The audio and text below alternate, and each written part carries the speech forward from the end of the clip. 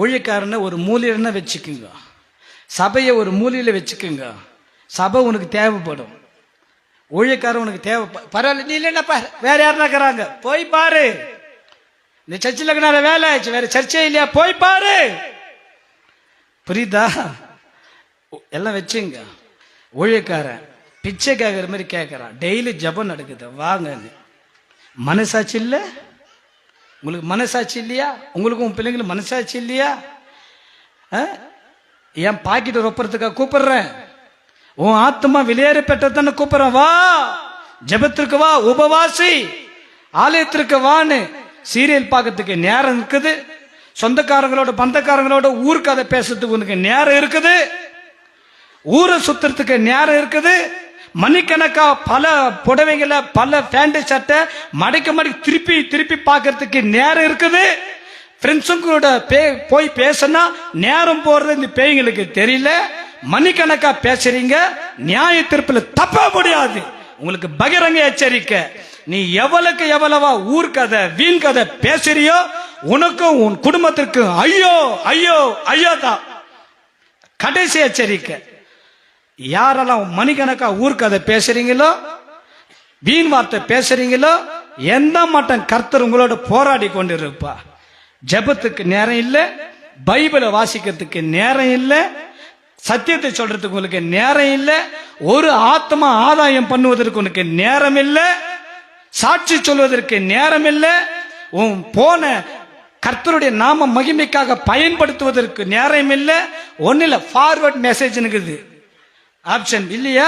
அந்த மொபைல்ல ஒரே ஒரு சண்டே சர்வீஸ் அனுப்புறோமே, அதை நீங்க ஷேர் பண்ணலாம் இல்லையா? யாரோ ஒரு சொந்தத்துக்கு, யாரோ உன் ஃப்ரெண்ட்ஸுங்களுக்கு ஷேர் பண்ணலாம் இல்லையா? எத்தனை பேர் நீங்க ஷேர் பண்றீங்க? எத்தனை பேர் கூப்பிடுறீங்க? உன்னால தொடப்பட்டவங்க எத்தனை பேர்? உன்னால கெட்டவங்க எத்தனை பேர்? உன்னால சர்ச்சுக்கு வந்தவங்க எத்தனை பேர்? உன்னால சபைக்கு வராம இடறி போனவங்க எத்தனை பேர்? வருஷக்கணக்கா கர்த்தருடைய ஊழியம் செய்யறேன்னு சொல்றீங்கல்ல, இது வரைக்கும் நீ செய்த ஊழியம் என்ன? இது வரைக்கும் கர்த்தருக்காக சாதித்தது என்ன? கர்த்தருக்காக எத்தனை ஆத்மாவை ஆதாயம் பண்ணீங்க? எத்தனை முறை பரிசுத்த வேதாகமத்தை முழுசா வாசித்திருக்கிறீங்க? எத்தனை நாட்கள் உபவாசித்திருக்கிறீங்க? ராஜாதி ராஜா, எல்லா நாமங்களுக்கு மேலானவர். 5ஆம் அதிகாரம் யோவான் இருக்கு. மரித்தோர் யாவரும், பிரேத குயில் இருக்கிற யாவரும் அவர் சத்தத்தை கேட்கும் காலம் வரும், ஒரு காலம் வரும். கர்த்தர் வெள்ளை சிம்மாசனத்திலே நியாயாதிபதியாக ஒரு நாள் உட்காருவாரு, ராஜாதி ராஜாவை உட்காருவாரு. ஒவ்வொரு குருவிங்களும், ஒவ்வொரு குடும்பத்தை கலைக்கிற குருவி கூட்டமும், ஒவ்வொரு கலகத்தின் ஆவி உடையவர்களும், ஒவ்வொரு வணங்கா கைத்து உள்ளவர்களும், கடின இருதயம் கொண்ட ஒவ்வொருவரும், எத்தனை முறை தேவ சத்தம் செவிகளில் தொழித்தாலும் செவிகளை அடைத்துக் கொள்ளுகிற வணங்கா கைத்து உள்ளவர்கள் நாணி குறுகி வெள்ளை சிம்மாசனத்தின் ராஜாதி ராஜாவுக்கு முன்ன நிக்கணும். அப்போது நீயும் உன் குடும்பமும், நீ பேசின வீண் வார்த்தைகளோ, நீ செஞ்ச துணிகரமான காரியங்களோ உனக்கு முன்பாக வந்து நிற்கும். நீ தப்ப மாட்டே, நீ தப்ப மாட்டே. நீ உன் பிள்ளைகளுக்கு ஆசீர்வாதத்தை சம்பாதித்து வை, ஒரு நாள் உன் பிள்ளைகளுக்கு சாபத்தை சம்பாதித்து வைக்காதே. கர்த்தர் ராஜாதி ராஜாவாய் வருவார். அப்போது நீயும் உன் குடும்பமும் வெட்கப்பட்டு கைவிடப்பட்டு போவீர்கள். பயம் இல்லையா? சத்தியத்திற்கு பயம் இல்லையா? வசனத்திற்கு பயப்பட மாட்டீங்களா? ராஜாதி ராஜானுக்கு பயப்பட மாட்டீங்களா? ஒரு சத்தியத்தை பிரசங்கிக்கிற ஒரு ஊழியக்காரனுக்கு பயப்பட மாட்டீங்களா? துணிந்து துணிகரமா வாழறீங்களா? மிரியாமே, நீ உன் சகோதரனை குழந்தையா இருக்கும் போது உன் கரத்தில் உன் மார்பில் அணைத்து கொண்டு ஒரு நாள் அவன் விடப்பட்ட போது அவனை காப்பாற்றுவதற்கு நீ காரணமாயிருந்த, அந்த சிறு குழந்தை பால் உண்கிறதற்கு நீ காரணமாயிருந்த, இல்லைன்னு சொல்லல மிரியாமே.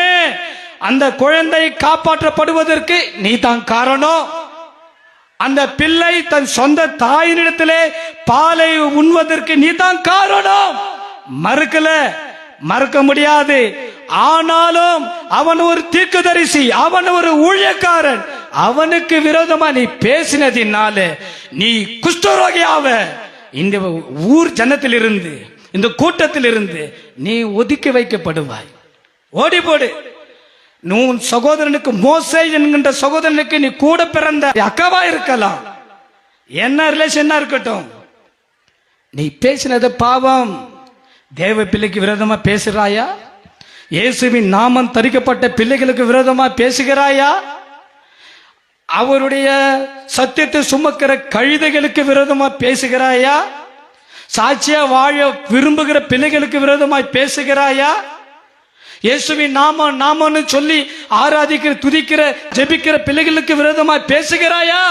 மிரியாமே, உனக்கு ஒரு நாள் கோரமான ஒரு சம்பவம், சூழ்நிலை ஏற்பட்டுடும். நீ எங்க போவ? எங்க போவ? அதான் ஊழியக்கார அங்கலாய்க்கிற, உனக்காக பரிதாபப்படுற. இங்க பாருங்க, நானும் சரி, நாங்களும் சரி, நீயும் சரி, கர்த்தருடைய பிள்ளைகள். நான் தான் சொல்றேன், எவ்வளவு வெள்ளம் வந்தாலும் அவங்க உயர உயர போயிடுவாங்க. அம்மா அப்பா, அவங்க மேல போயிடுவாங்க. இதப்பா, உன் குடும்பம் எங்கப்பா பேழைக்குள் இருக்கா? உன் பிள்ளைங்க பேழைக்குள் இருக்கிறாங்களா? இல்லையே, இல்லையே. தயவு செய்து புரிஞ்சுக்கோ, தயவு செய்து புரிஞ்சுக்கோ.